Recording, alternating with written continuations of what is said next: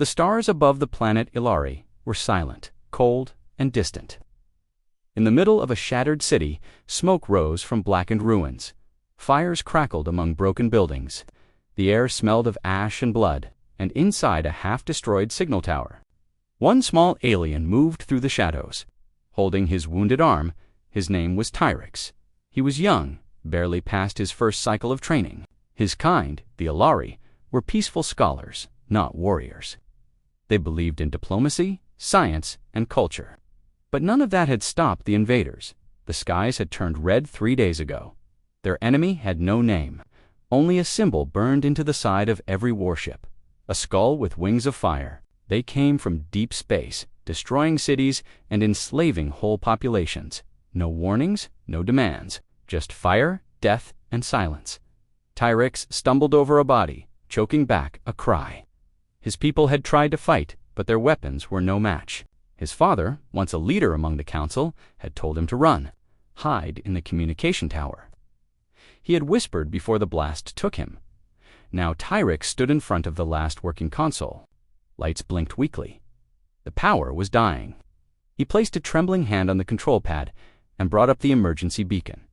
His voice shook. This is a distress call. Planet Ilari, under attack. We have no defenses left. Please. Anyone, help us. He didn't know where the message would go. He had set it to broadcast on ancient channels, long abandoned. But he had to try. Even if no one was listening, he pressed send, thousands of light years away. In a darkened control room buried beneath the icy surface of a hidden moon, a human technician leaned back in his chair. He was bored, sipping coffee, and scrolling through old sensor logs. Most signals were static. Lost probes, dead satellites. Then something blinked on the screen. Unknown signal, old frequency. Non-standard encryption, the console said. The technician leaned forward. What the hell is this? He tapped a few keys. The message repeated again, broken and filled with static. This is a distress call. Ilari, attack. No defenses. Anyone help. He froze. Hey, Lieutenant, you need to hear this. Within an hour, the signal reached command. In Earth's orbital command ship, Judgment, General Reese stood silently before a large screen. His face was made of hard lines and tired eyes. He had led fleets across dead worlds, seen horrors most. Couldn't imagine, but something about this message unsettled him. Where did this come from? He asked. Outskirts of the Telvanni expanse, replied a commander. Sectors marked as neutral space. No known colonies. No official contact. What about the species? Unknown. Message is fragmented. But it sounds real. General, it's not a trap. Someone is begging for help. Reese turned to the window, staring out at the endless stars. Get me a recon team. Quiet, fast, and armed. I want boots on that planet before sunset. 3 days later, the human dropship pierced the atmosphere of Ilari's smoke still rose from the cities. Dead forests stretched across the horizon. The air was thick with ashdot. Lieutenant Kira Hall led the team. Tall, sharp-eyed, and quiet, she moved through the ruins like a ghost. Her team scanned for life. There was almost none. One of them called movement inside the tower. Guns raised, they entered. What they found shocked them. Tyrix was barely alive. His skin was pale, eyes sunken. But when he saw the humans, he gasped. You came. Kira knelt beside him. We heard your message. You're safe now. Tears rolled down his face. No, you're not. They're coming back. They always come back. Who? Kira asked. The Scorchers. That's what we call them. They don't stop. They move from planet to planet, burning everything. Kira looked around at the dead city. How many ships? Hundreds, Tyrix whispered. Maybe more. She activated her command. This is Hall. We've got survivors and a major threat.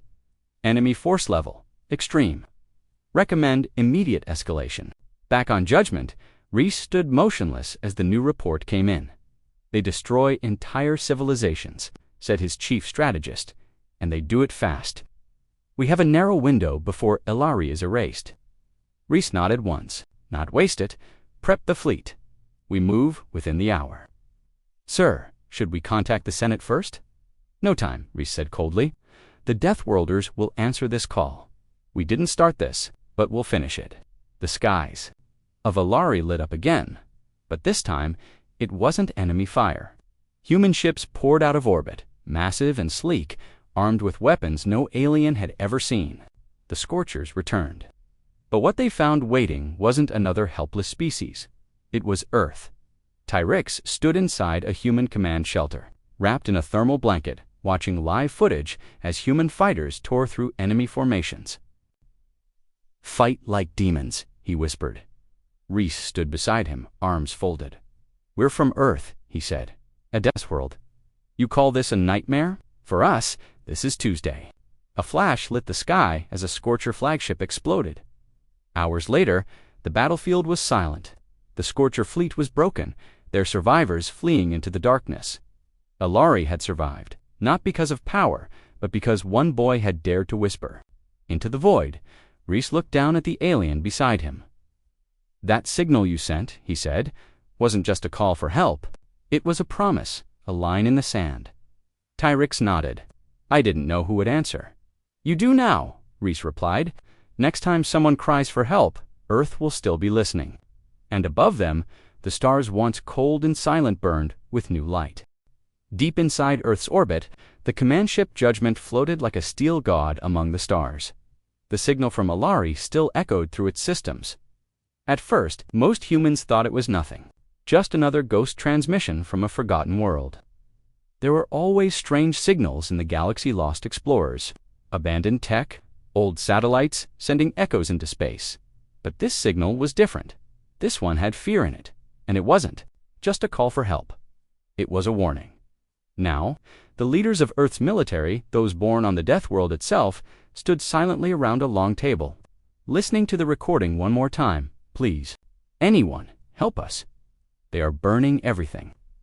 General Reese's jaw tightened. The room was dark. No one spoke.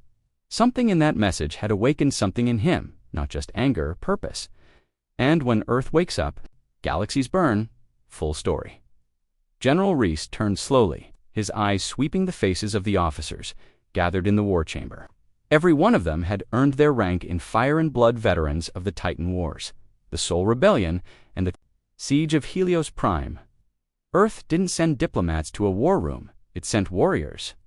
"What's our current fleet strength?" Reese asked, voice sharp. 86 combat vessels in system range, 30 more en route from lunar shipyards. Admiral Vance replied, "Our fastest dropships can hit LRE in 2 cycles, and intel." Reese's eyes narrowed. "Scouts confirmed the planet was hit by an unknown force. No official galactic records of the attackers," Vance said, tapping a hologram that displayed the wreckage found by Recon Team Sigma. "But we did find a survivor, the one who sent the message. Species, Ilari, not workable, civilian civilization, no formal military. So they were chosen because they couldn't fight back," Reese said coldly. "Yes, sir," Reese exhaled slowly. "We're scholars, historians, and scientists." He had read about them before, peaceful people who never believed in weapons, who never believed war could come to them. They were wrong, and now someone had to answer for that. He walked over to a smaller screen. A transmission played, recorded from the helmet cam of Lieutenant Kira Hall. Tyrix - the young Ilari survivor was on it, weak, coughing, but still alive. He had spoken of a force so cruel that even the stars seemed afraid of it. They call themselves the Scorchers. Tyrix had said, "They burn cities and leave nothing behind. They don't want territory, they want silence." The room stayed quiet for a long time. Then Reese spoke. "Send this message to every captain in Earth's fleet," he said. "The Deathworlders have awakened. Prepare for war." Back on Ilari, Lieutenant Kira Hall stood outside the temporary human command post. It had been set up in the ruins of what was once a grand Ilari library, now a pile of stone and ash. Drones buzzed above, soldiers scanned every direction. Ilari survivors, barely 100 of them, sat quietly in shelter tents. Wrapped in blankets, whispering to each other, Kira watched the skies. The sun was setting, casting orange light across the burned landscape. It was beautiful and tragic. All at once, Tyrix limped up beside her. "You shouldn't be walking," she said, offering a stabilizer. "I had to see it one more time," Tyrix replied, staring at the ruins of his home. This place was filled with books, music, history of thousands of years. Now it's just dust. We've seen this before, Kira said gently. The Scorchers, they move in shadows. They pick soft targets. Civilizations like yours. Then why help us? He asked. Kira's gaze was hard, because Earth used to be a soft target too. We were attacked, again and again. But we changed, we fought back, and now we protect those who can't. Tyrix nodded slowly. Kira's comlink beeped, Lieutenant. This is command.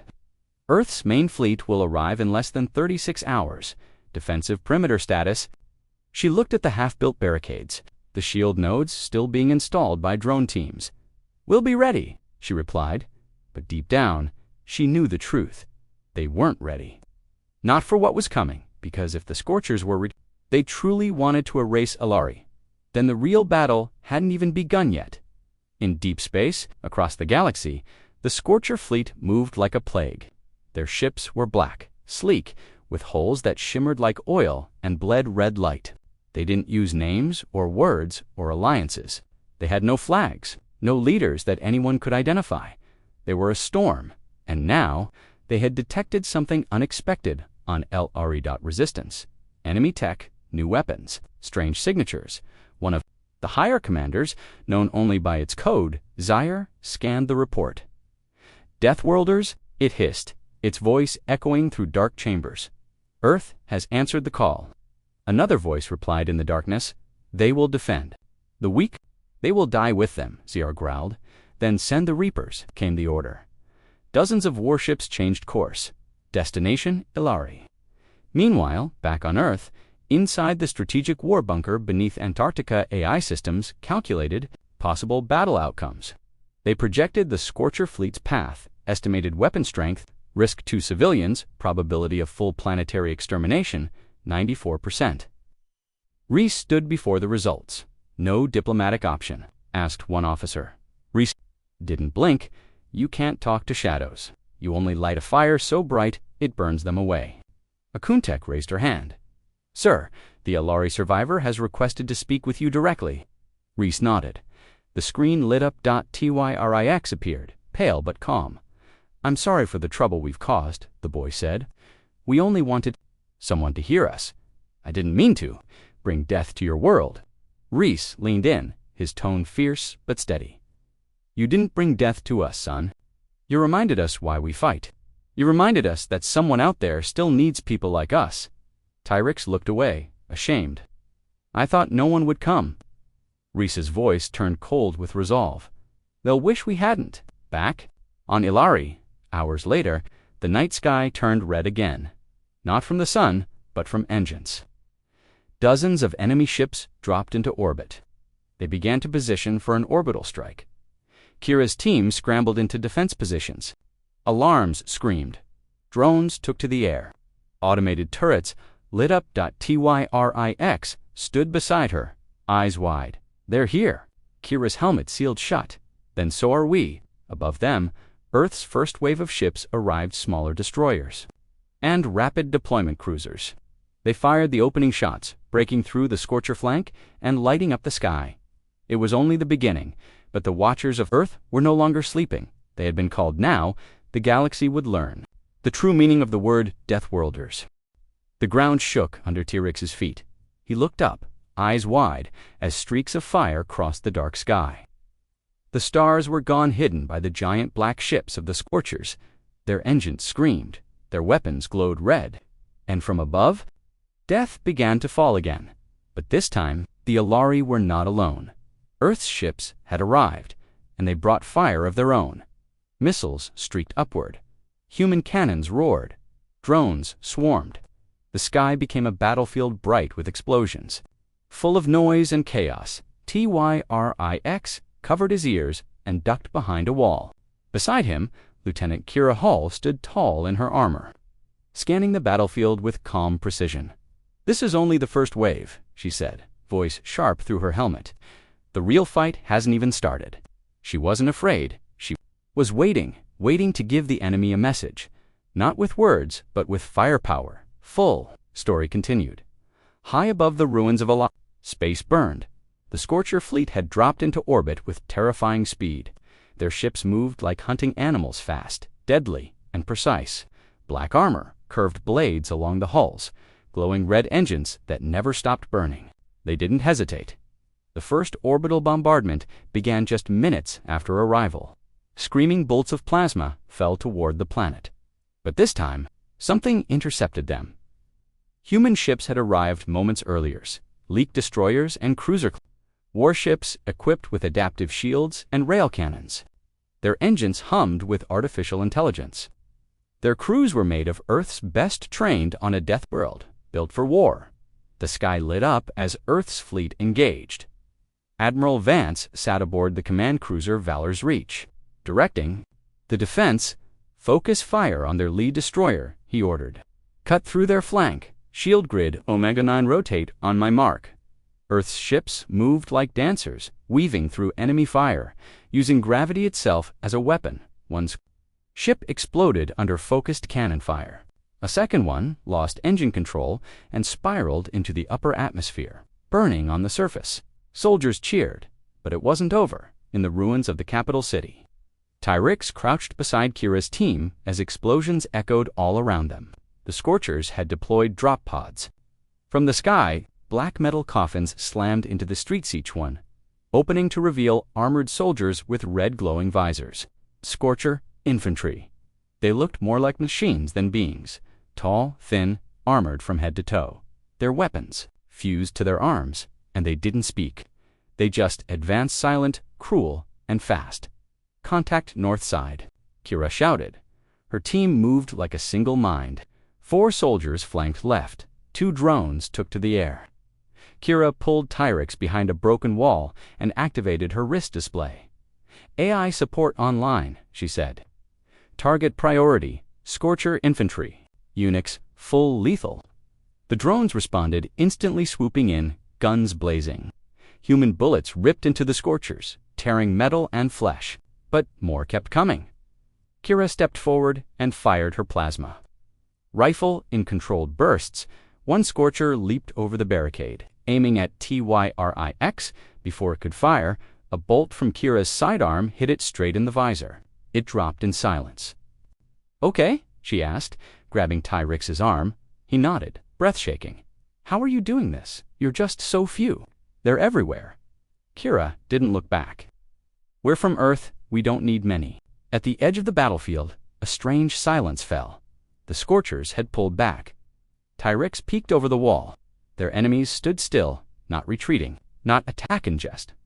Watching, then something stepped forward, larger than the others, darker, its armor pulsed with red heat. And on its shoulder was the skull and flame symbol, the mark of command. Kira narrowed her eyes. That's not infantry. Her suit scanned the figure. Designation, Scorcher, Warlord class, energy signature, extreme, danger level, critical. The Warlord raised its arm. Its weapon unfolded some kind of gravitational cannon and pointed directly at the command shelter. Kira yelled, "Move!" But before the shot could fire, a sonic blast ripped through the air. A shadow passed overhead. A new ship twice the size of anything Earth had deployed descended slowly through the clouds, the Hammer of Terra. Earth's flagship had arrived. The massive warship, General Reese, stood in the central command ring. Holograms of the battlefield lit the room. Enemy movements, friendly fire. Civilian zones. His eyes scanned it all.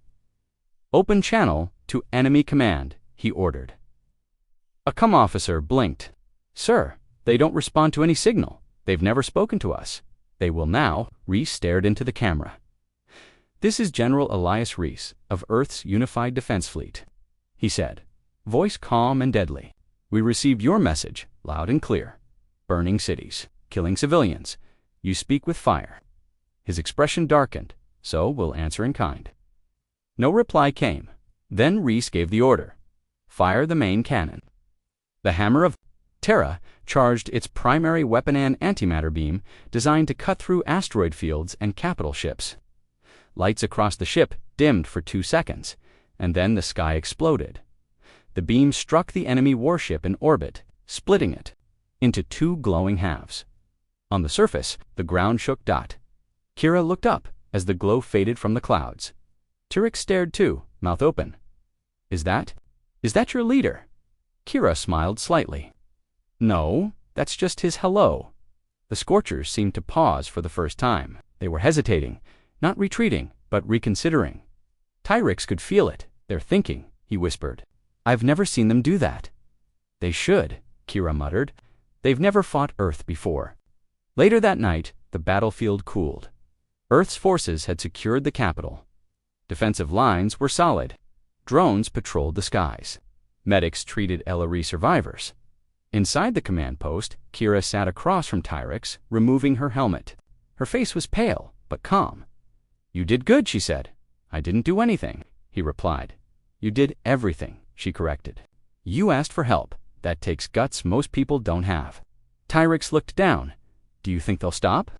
Kira shook her head. "No, this isn't over. Not by a long shot. They'll come back stronger. They always do." "Then what happens next?" he asked. She leaned back, eyes sharp. "Next," she said, "we send them a final warning." Back on the Hammer of Terra, General Reese prepared a message. It wasn't a distress call. It wasn't diplomacy. It was a challenge, broadcast to all. Known channels, Scorcher or not. You attacked the weak. You erased their cities. You thought no one would come, but we heard their call. We are the Deathworlders. We don't run, we don't beg, we warn once. You want war, we'll bring it to your doorstep. The signal was sent. Across the galaxy, others heard it. Colonies' empires, hidden powers watching from the shadows. Some feared what was coming, some cheered. But everyone understood one thing now: humanity had arrived, and they never answered a cry for help with silence. They answered with fire. The sky looked calm again. To calm, smoke no longer rose from the ruins. Human drones buzzed overhead.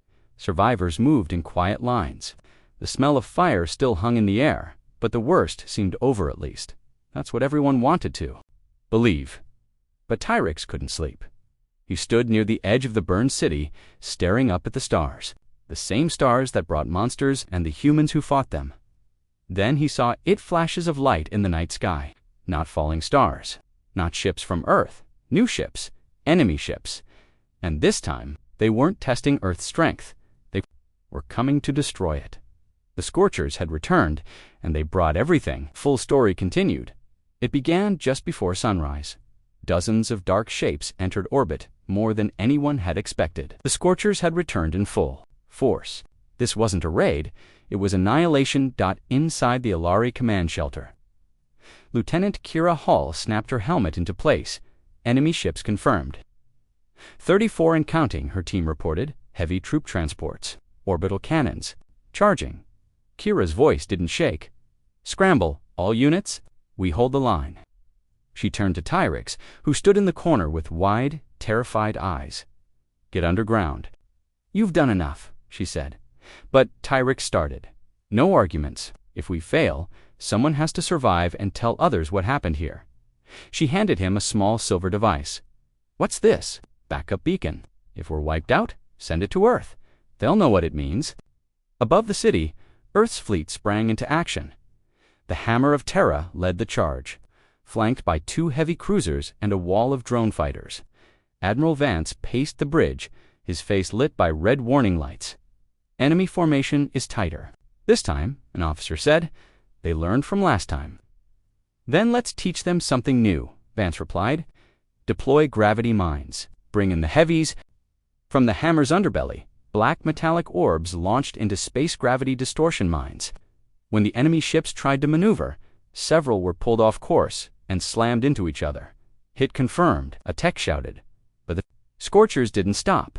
They sent a wave of high-speed boarding pods directly at Earth's main command. Post on Ilari's surface, the first pod crashed just a few hundred meters from Kira's location. The ground split apart. Black smoke hissed. A Scorcher war unit stepped out taller than a man, with twin plasma blades on both arms. Its red visor scanned for movement. Kira didn't wait. Engage. Her soldiers fired in unison, bullets and plasma rounds tearing through the beast butt. It kept walking until a railgun drone fired a direct headshot. The war unit fell. Another pod hit this one deeper into the city. Then another. And another, Kira's come lit up with alerts. "They're surrounding us," her second-in-command, Ellis, warned. "They're not here to take the city, they're here to crush it." Kira nodded grimly.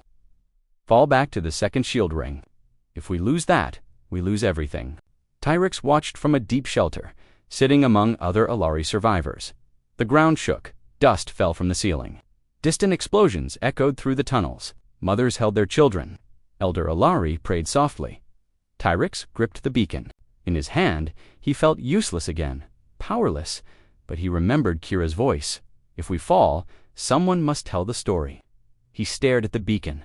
Not yet, he thought. They haven't fallen. Not yet. Outside. The city burned. Human defenses held for hours. Tanks in the streets, drones overhead, auto turrets lining every rooftop. But the Scorchers were relentless. A squad of Earth Marines was pinned inside a crumbling museum, surrounded on all sides. Reinforcements weren't coming. Then a shadow flew overhead. A sound like thunder split the sky. A massive drop pod smashed into the street. This one wasn't from the enemy, it was from Earth. The pod's hatch opened, and a towering biped stepped out 7 feet tall, armored like a tank. With glowing blue eyes, Earth's heavy assault exo-unit, Juggernaut-class armor. The soldiers inside the museum cheered as the Juggernaut marched forward, mowing down Scorchers with twin autocannons. "Let's take back the street," its pilot growled through the comdot. Far above, General Reese stood aboard the Hammer of Terra. "Watching the battle unfold, they're throwing everything at us," Vance said beside him. "They want this planet turned to ash." Reese's jaw tightened. "Then we make them pay for every inch of it." He tapped into the global network. His voice was heard by every soldier on Ilari. "This is General Reese. We didn't come here to die. We came here because someone cried for help, and we do not abandon those who ask for mercy. Every man and woman, hold your ground. If the enemy wants fire, then we give them hell." The tide began to shift. Earth's secondary fleet jumped into orbit reinforcements from Mars and Titan colonies. More destroyers, more drones. More Fury Scorcher ships started falling. One exploded so brightly the fireball could be seen from the ground. Kira's team, battered and bloodied, pushed forward through the rubble. She stepped over broken steel and dragged Ellis, wounded but alive, into cover. "We got M," she said. "Reinforcements are here." Ellis coughed. "About time." Kira looked toward the smoke-filled sky. "They thought we'd run, thought we'd beg. Let them learn." In the final hour of battle, the Scorchers made one last desperate move. They sent their command ship down directly toward the surface. It crashed into the far edge of the city, wiping out everything in its path. Inside the wreck, the Scorcher High Warlord survived. Huge, armored in obsidian black, and very, very angry. The humans who tried to stop it died within minutes, until Kira showed up. She stood at the edge of the blast zone, railgun in hand. The Warlord turned toward her. A duel of giants began. The Warlord charged, Kira dodged left, firing shot after shot. The railgun rounds knocked it back, but it kept coming. She jumped onto a wrecked building, drawing its fire away from civilians. The Warlord fired a gravity blast that tore the building apart. She fell, hard but still breathing. The Warlord moved in for the kill. Then a sudden blast struck its side plasma. Focused and sharp, it stumbled from the smoke. A smaller figure appeared, Tyrix, holding a human sidearm, shaking but standing. "You're not alone anymore," he said.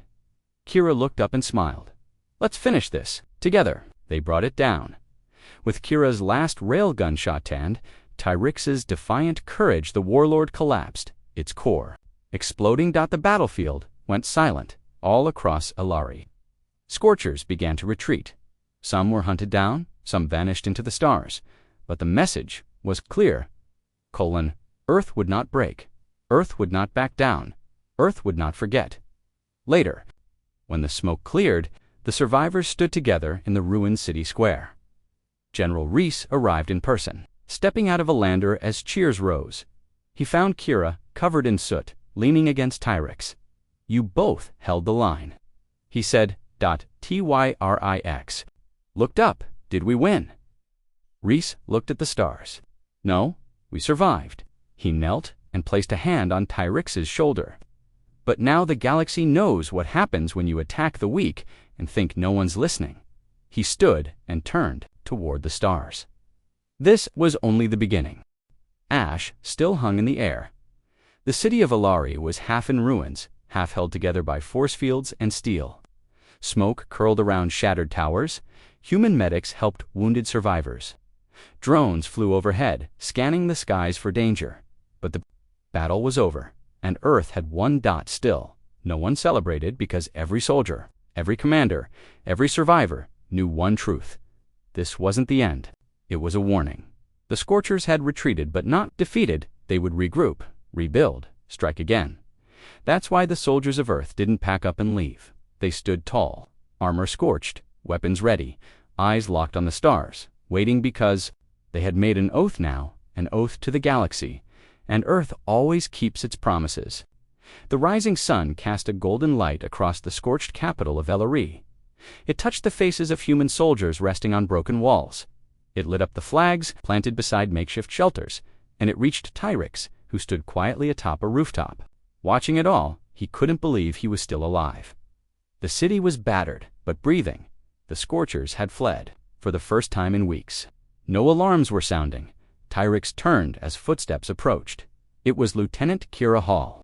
Was scratched, her arms wrapped in bandages, but her eyes were sharp. "Morning," she said. "Is it over?" he asked. She didn't answer at first.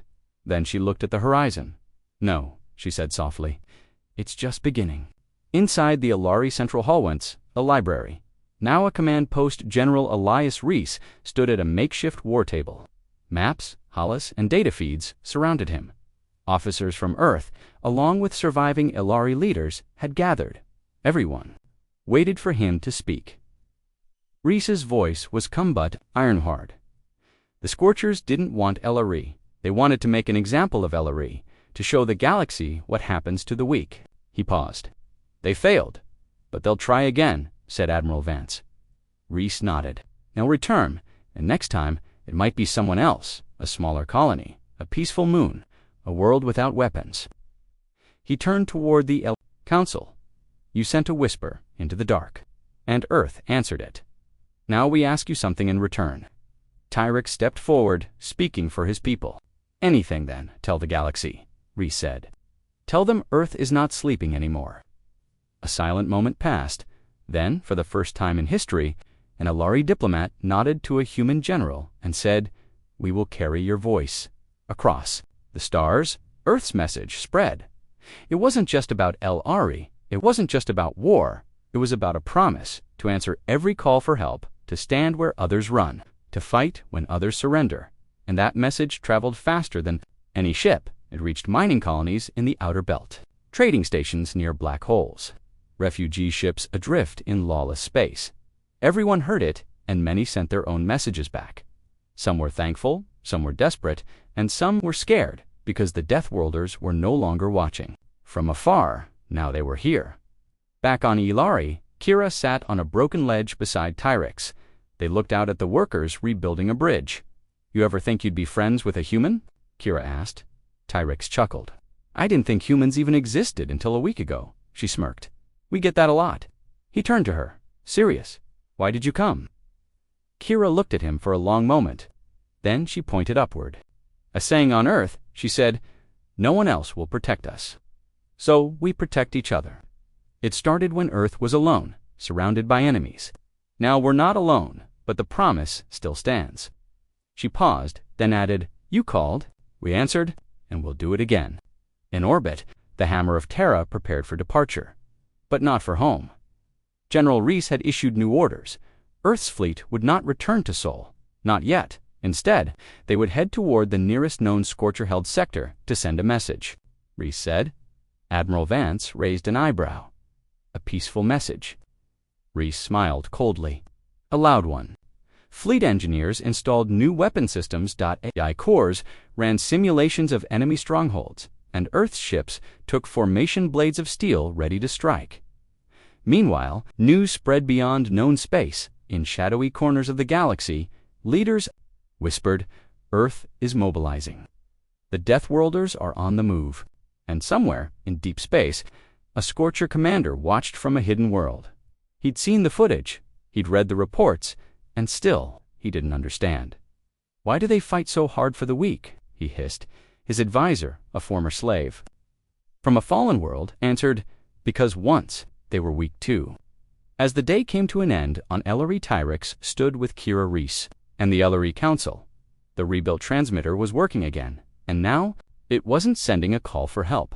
It was broadcasting Earth's new oath. A simple message sent in all known languages. To those in fear, to those under attack, you are not alone. Earth hears you. Earth is coming, and we bring fire. Back aboard the Hammer of Terra, Reese looked at the display. Their next target had been selected, a small moon used as a Scorcher slave hub. There were no weapons, no fleets, just prisoners. "Status?" he asked. "Fleet ready? All systems green." Reese raised his voice. "All ships engage, warp." The stars bent dot, the fleet vanished, and somewhere, in the blackness between stars, another whisper was sent.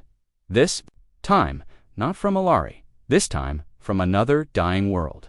It said only 2 words, "Help us," and Earth heard it. The moon was quiet. It had no cities, no armies, just gray rock, caves, and a few metal buildings scattered across the surface. From space, it looked harmless. But inside the caves, people cried. Slaves from 10 different worlds were trapped underground, chained, starving, forgotten. They had sent a weak message into space, just 2 words, "Help us." They didn't think anyone would hear. They didn't know the Deathworlders were already on their way. They didn't know Earth was listening. And they didn't know what would happen next, when the sky above them caught fire. Full story continued. The Scorcher slave moon, called Vrul 7, sat in a forgotten system, no trade routes, no beacons, no military presence. It didn't need defenses. Its purpose was simple. Hold the captured, break them. Seldom dozens of alien species were trapped in the moon's tunnels each, one forced to dig, build, or die. The Scorchers stationed only a small garrison. There no more than 50 guards. They believed fear was enough to keep prisoners under control. They were wrong. Because someone had smuggled a transmitter into the caves, a tiny signal device. Ancient, fragile, but still working. The message it sent was only 2 words, "Help us," and it reached Earth. On board the Hammer of Terra. Deep in warp space, General Elias Reese read the signal. "Origin?" he asked. "Uncharted system." "Slave colony," said the officer. "Scorcher code matches, location confirmed." Reese didn't hesitate. "Set course, prepare boarding teams. We go in quiet, but we leave loud." Admiral Vance frowned. "What? If it's a trap, then we'll bury the trap under rubble," Reese said coldly. Hours later, Earth's fleet exited warp above VROL-7. From the moon's surface, there was no warning, no alarms, no sirens. Just a shadow growing over the sky as Earth's ships entered low orbit. Inside the tunnels, the slaves looked up. The air was heavy. Strange rumbling echoed through the stone. A child whispered, "Are the monsters back?" An old alien mother held her close. "No, this feels different." Kira Hall led the assault team in a sleek black dropship. She had 5 other soldiers with her, each one trained for stealth and speed. They wore camo armor with adaptive plating. Silent, deadly they dropped. At night, their boots hit the rock without a sound. They didn't go through the front door. They went underground, inside the caves. The Scorchers had just noticed something was wrong. Power flickered, cameras went dark, and then the first guard vanished. One by one, the humans moved through the tunnels. Taking out guards before anyone could react, Kira led the way, her rifle tight against her chest. She tapped her helmet. "Command, this is Strike Team 1, inner perimeter. Breached, approaching slave pens." "Copy that," Reese's voice replied. "Go loud if needed, we're watching from above." Kira paused. She heard something ahead, crying. She rounded a corner and found them. Hundreds of beings, thin, weak, covered in scars, eyes wide with fear. One of them, an old Zarnak with broken tusks, stared at her. "Who are you?" Kira stepped forward. She lifted her visor, and she said 3 words. "You're free now." The Scorchers panicked. Their outposts went silent. Their guards started shouting in confusion. and that's when Reese gave the second order, all ships fire. At will, the night sky lit up. Orbital blasts rained down on every Scorcher structure. Precision strikes, no damage to the caves, no harm to the innocent, but every last piece of Scorcher equipment above ground. Tyrix, now part of Earth's liaison team, watched the strike from the Judgment's Reach, a smaller fleet vessel. He had trained with Earth's diplomats, learned their ways, seen how they fought, but now he saw how they freed. "These humans," he whispered, "they destroy monsters and rescue strangers." A nearby officer looked over. "That's what we do," Tyrix asked. "Why?" the officer smiled. "Because once, we were the ones in chains. Now we break them." Inside the moon, panic turned to chaos. The remaining Scorchers tried to regroup. Late Kira's team moved through every corridor, opening cells, guiding the weak to safety. One of her soldiers, Ramirez, carried a limp alien child on his back. Another carried medicine kits for the injured. These weren't just warriors, they were liberators, and the message was clear. If you enslave, Earth is coming. If you hide, Earth will find you. If you hurt the helpless, Earth will break you. Back on the surface, a final transport ship arrived to carry the freed away. Kira and Tyrix stood at the landing zone, watching the former prisoners board. Kira looked tired. Her armor was scorched, her arms were sore, but her eyes were bright. Tyrix asked, "How many did we save?" 312, she said. "Could have been more if we got here sooner." He placed a hand on her shoulder. "You came. That's more than they ever had before." She didn't smile, but her eyes said everything. Above the moon, General Reese broadcasted a message. He didn't hide it. He wanted everyone to hear. To those who traffic in pain, to those who think the weak have no protectors, know this: Earth does not forget. Earth does not forgive. This moon is only the first. We are coming, and we are bringing justice. The fleet didn't stay long. Once the freed were safe, once the moon was clean of Scorchers, they moved on. To the next signal, to the next cry, because more would come, and Earth had made a promise. In the quiet afterward, one of the rescued, a young alien girl, asked her nurse something strange. Why did they come? The nurse, a medic from Earth, knelt beside her because you asked, and if I hadn't, the nurse touched her shoulder. You did, in your heart, and that was enough. The stars above Rule 7 shined brighter that night, and somewhere beyond, in the dark, another Scorcher commander saw the footage. His face, twisted with hate. "Prepare all fleets," he growled. "If Earth wants war, we'll drown them in it." But even he didn't understand what was coming, because Earth didn't fight for glory. It fought for everyone who couldn't, and the Deathworlders weren't done yet. The Scorchers thought they had seen everything Earth could do.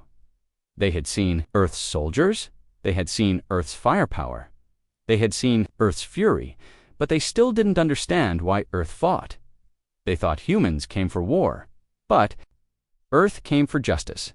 And when the Scorchers launched a surprise attack on an innocent colony, expecting Earth to be far away, they made a deadly mistake, because Earth was already watching, already waiting, and when the first innocent scream echoed through the stars, the Deathworlders unleashed something worse than war.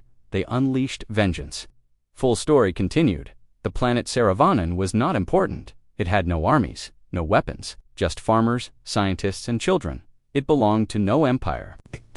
Had no defenses, only peace. The Scorchers came without warning.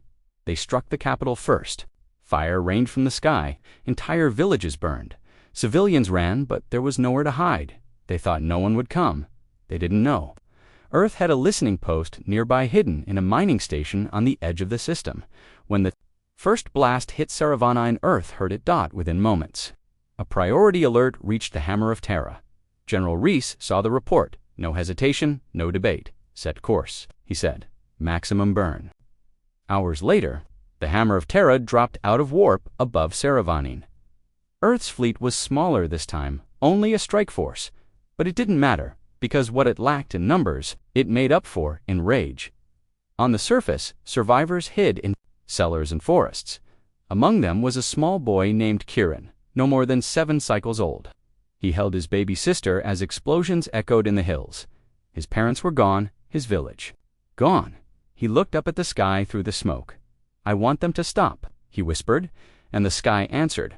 Flashes of blue light appeared above, then the roar of engines, then shadows giant silver, and fast cut through the clouds. Earth's ships had arrived, and they weren't alone. For the first time, Earth deployed the Black Guard, its most elite ground unit, genetically enhanced, trained on the deadliest parts of Earth, programmed to end battles before they began. They dropped in silence, no banners, no words, just war. The Scorchers barely had time to react. They had set up a small base in the ruins of Cerevis' capital. They expected no resistance. But when the Black Guard hit the ground, everything changed. One by one, Scorcher squads vanished. Explosions lit up the hills, and for the first time, the hunters became the hunted. In the command center of Earth's drop cruiser, Kira Hall watched the battlefield unfold. This wasn't a rescue mission. This was a message. Any sign of survivors? She asked her recon drone. The drone blinked, then zoomed into the forest. Yes, life signs confirmed. Dozens hiding in cave network. Send evac teams, priority 1. Then her screen flashed red. Enemy reinforcements, Scorcher ships jumping. In from deep space, not 1, not 2, 8. Admiral Vance. Watching from orbit, saw it too. They're trying to push us out. Reese stepped beside him. Then we hold the line. The Scorcher ships opened fire. Earth's fleet moved to intercept laser beams, plasma bolts, and railgun slugs cut through space. A massive explosion rocked one of Earth's destroyers, but the Hammer of Terra responded instantly, vaporizing a Scorcher ship with its main cannon dot from the planet's surface. The sky looked like it was on fire. Kieran, holding his sister, saw something streak through the clouds, a black shape, not enemy, DROPSHIP. Then a voice in his ear. This is Earth defense. We've got you. A door opened. A human soldier reached down and pulled him in. Meanwhile, deep in the city ruins, the Black Guard commander moved alone through smoke and dust. He spotted a Scorcher, commander issuing orders near a supply rig. The Black Guard didn't speak. He ran forward like a storm, and in 7 seconds, the Scorcher commander was dead. The enemy began to retreat. This wasn't the same Earth. They had fought before. This Earth didn't stop, didn't slow, didn't show mercy, came like a machine, like a storm of justice in space. Earth's fleet forced the enemy ships into disarray. A few Scorchers tried to escape. One made it to the edge of the system. It broadcast a message. They are not normal. They are not just soldiers. They are monsters from a world of war. We have awakened something terrible. On the ground, Tyrix watched as medics treated the wounded. He saw the boy Kieran reunited with other survivors, and he saw Kira Hall, exhausted but standing tall. You saved them, he said. Kira shook her head. No, she said. They saved us. How? By reminding us why we fight. Later that night, Earth sent one final message to every Scorcher frequency. You struck a peaceful world. You burned homes. You killed children. And you thought no one would answer. Now we've answered, and we're not done. For every world you touch, we will burn 10 for DOs. This is your mistake, and Earth never forgets a mistake. The galaxy listened. Some trembled, some cheered, but all understood. Earth was no longer a warning. It was a reckoning. The Scorchers had ruled the stars with fear. They burned planets, took slaves, silenced cries for help. No one stood against them. No one dared, until Earth came, now their empire. Once proud and cruel, was breaking. One world at a time, they tried. To strike back, they tried to crush Earth's fleet, but every time they attacked, Earth hit back harder, and now, deep in Scorcher territory. At the heart of one of their command worlds, the Death Worlders were coming, and the galaxy watched, because this time, Earth wasn't coming to defend, Earth was coming to break. Full. Story continued. The planet Dravik Prime was a jewel in the Scorcher Empire, a fortress world, the center of supply lines, training grounds, communications, and more importantly, held records, names, coordinates, slave routes. If Earth could take it, they could unravel the Scorcher's whole operation. So Earth made a plan, not a raid, an invasion.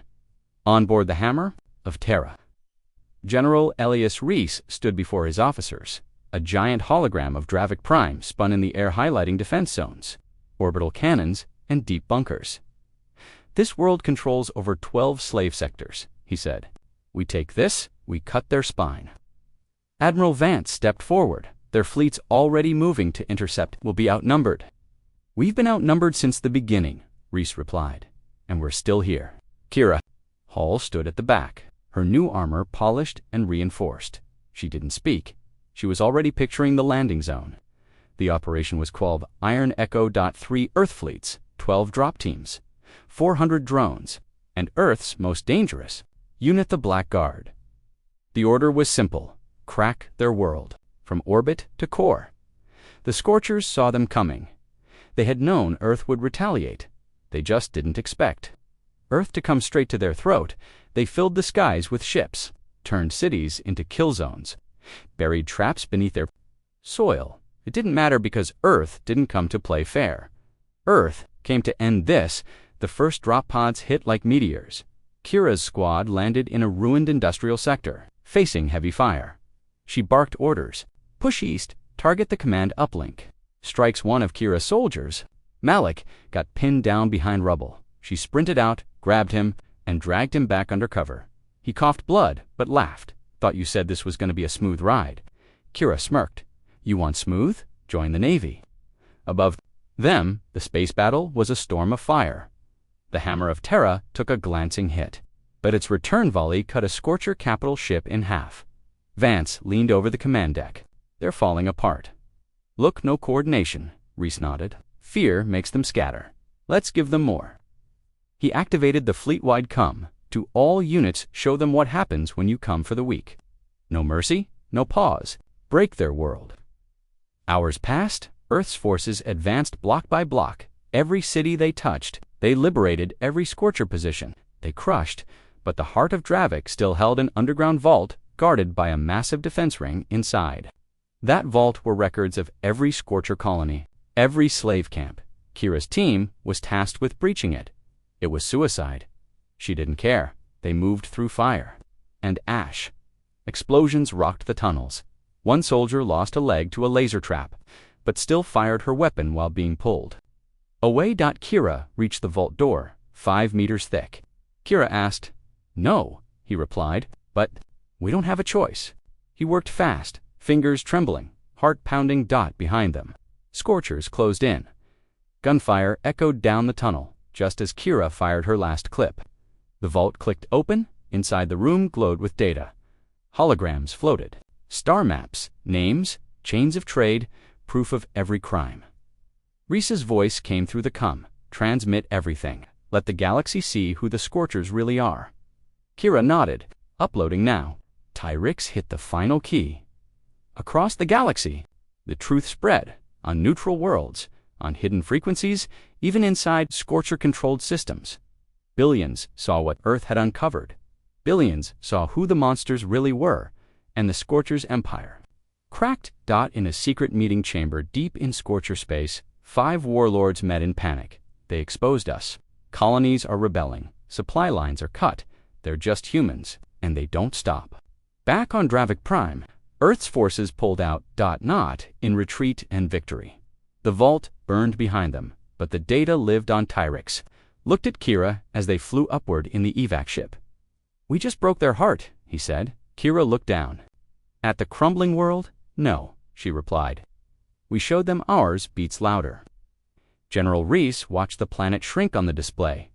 The war wasn't over, but Earth had changed the game. Now the Scorchers weren't just feared. They were. Hunted. And the Deathworlders, they were no longer whispers in the dark. They were fire. Across the stars, something had changed. The Scorchers were still out. They're still dangerous, still deadly. But now, they weren't feared like before. Because now, Earth had shown the galaxy a truth no one had dared believe. The Scorchers could be hurt. Their empire could fall. And if Earth could break them, so could others. On a frozen mining moon, a prisoner dared to punch a guard. On a jungle planet, slaves stole a Scorcher ship. On a desert world, families grabbed tools and said, enough. Rebellion was spreading everywhere because hope had a new name, and that name was humanity. Full story continued, in the orbit of a fractured gas giant. Earth's ship Victory's cry hovered silently. It wasn't part of a war fleet. It was a message ship carrying diplomats, soldiers, engineers, and one critical item. A signal beacon that Earth had begun placing across free worlds. Tyrix, now Earth's chief liaison to liberated planets, activated the beacon for the first time. A clear, powerful message went out. If you are hunted, run no more.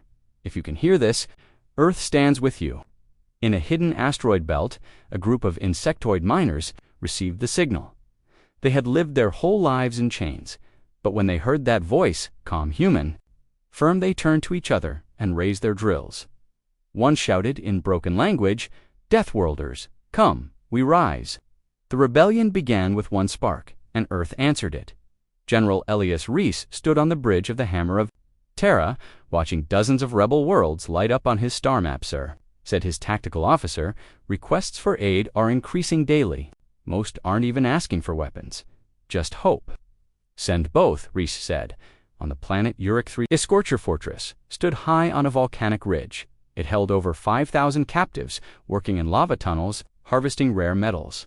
Earth's fleet couldn't reach it directly. Too deep in Scorcher space, too dangerous. So Reese made a choice. He sent in unit, Nina human-led team of rebels from Liberated. Worlds. Kira Hall joined them. So did Tyrix. They didn't bring tanks. They brought fire, strategy, courage, and a single phrase they all carried in their minds. "We don't run. We rise." The operation was silent until it wasn't. Kira's team blew the outer wall with a single pulse mine. Scorcher guards panicked, expecting a full fleet, but there was no fleet. Just 12 figures in cloaks and light armor moving like shadows. They liberated the barracks, freed hundreds. Tyrix hacked the fortress comes and broadcast Earth's message on every screen. "This is your world. Take it back." The prisoners rose, the guards fell, and by dawn, the fortress was no longer Scorcher property. It was free. The news spread faster than any ship. More worlds rose. More Scorcher garrisons fell, and the unthinkable happened in Tyre. Scorcher sectors went dark, not because Earth invaded, but because the people fought back. Earth just gave them the spark. On a forest world, once called Zavrok, a Scorcher outpost sent a distress call. "We are under attack." Not from humans, but from our own workers. They've turned. They have weapons. They have Earth's tactics. They're fighting like them. The Scorcher High Command gathered in a cold star chamber. 12 warlords argued, "Earth must be stopped. They are not an empire. They are not even united. They have no throne, no king, no supreme fleet. They have something worse. They have purpose. They don't fight for conquest. They fight for others. That is what makes them strong. Then we must kill that purpose." How? The old warlord stared at a glowing map and pointed at Earth. "We take the fight to them." Back aboard the Hammer, Kira watched the stars with quiet focus. "You okay?" Tyrix asked. "I'm ready," she said. "For what?" "For the real war?" He frowned. This wasn't real. She looked at him. This was the galaxy waking up. Then she pointed toward Earth's star on the map, bright blue, and alone. "They're going to strike where they think it hurts." Home General. Reese had already guessed it. He gathered the Earth commanders. "If I were them, I'd hit us next. Not with armies, with fear, chaos, sabotage." "False peace offers?" Admiral Vance asked. "And us. We prepare," Reese said, "and we keep fighting." Earth wasn't building more warships. It was building alliances. Every world they liberated, every system they saved, they didn't take over. They empowered, trained, repaired, left beacons behind that sent a simple code: stand, fight, be heard, and, in return, those worlds pledged something unexpected: loyalty, not out of fear, but out of respect. And fear turned on the Scorchers instead. Tyrix visited one of the newly free worlds, called Lomai. He stood before a crowd of hundreds. "Why are you here?" A small alien girl asked. Tyrix smiled.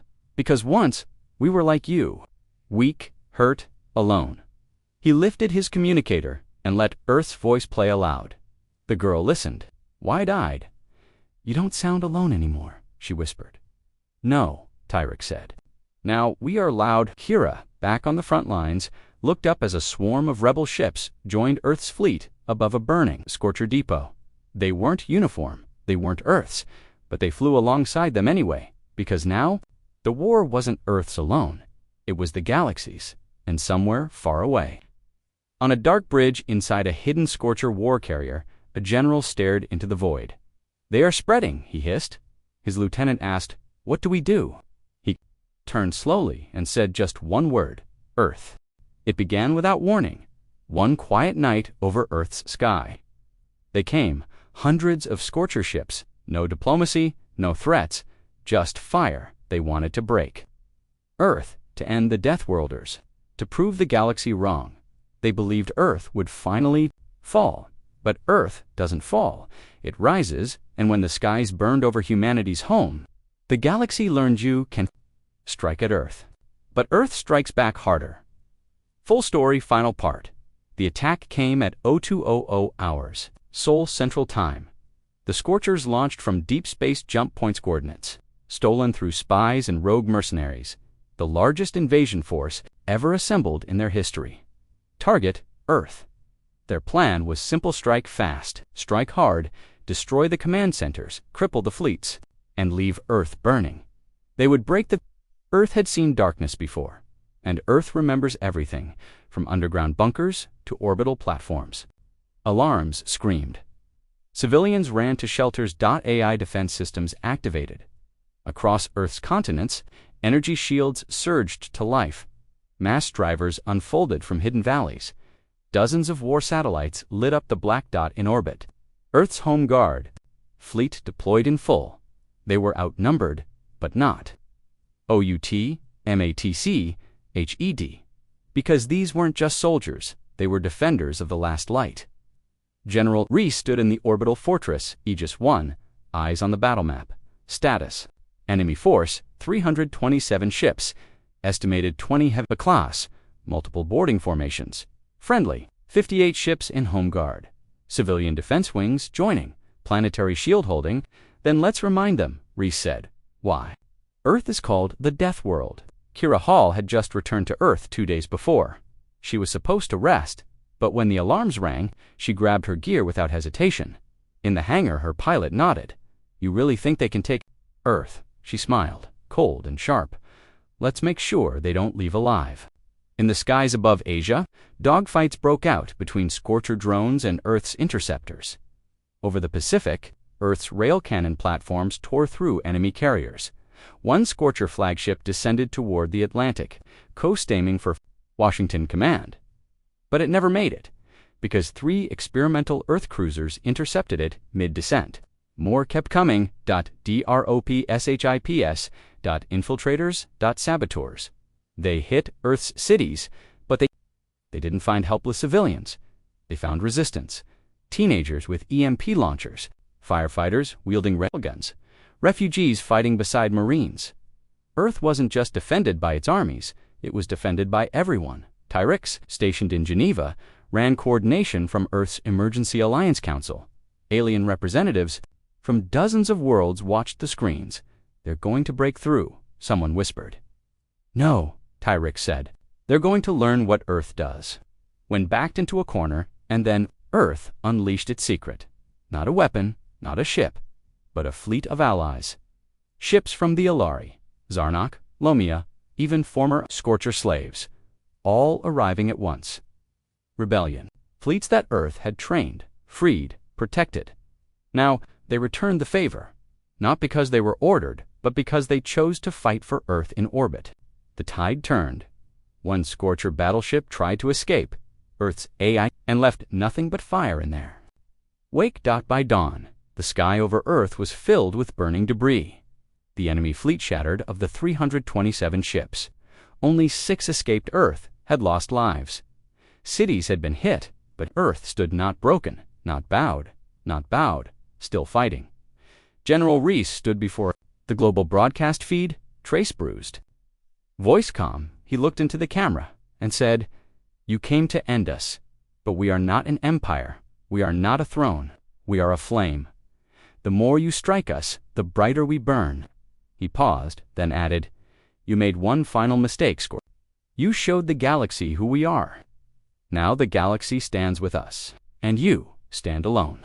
The footage went viral across star networks, worlds that had stayed silent began to fight, even scorch-aligned species defected. The great empire of terror began to collapse in weeks, not because Earth destroyed it, but because Earth inspired others. To rise, Tyrix visited one of the fallen Scorcher worlds, now a free republic. He stood beside Kira, both watching as former slaves raised their own flag. "They attacked Earth to kill hope," he said. Kira nodded. "And they made us the symbol of it?" The war wasn't over, but Earth had done something far greater than win a battle. It had lit a fire across the stars, a fire that would never go out. Epilogue: years later. Children would ask, was it true? Earth fought them all. And their teachers would smile and answer, no, Earth didn't fight alone. Earth made sure no one ever had to fight alone again. And that is how a single SOS became the spark that set the stars free. Humanity answered. The galaxy followed. And the Deathworlders never looked back. End of 10-part series complete.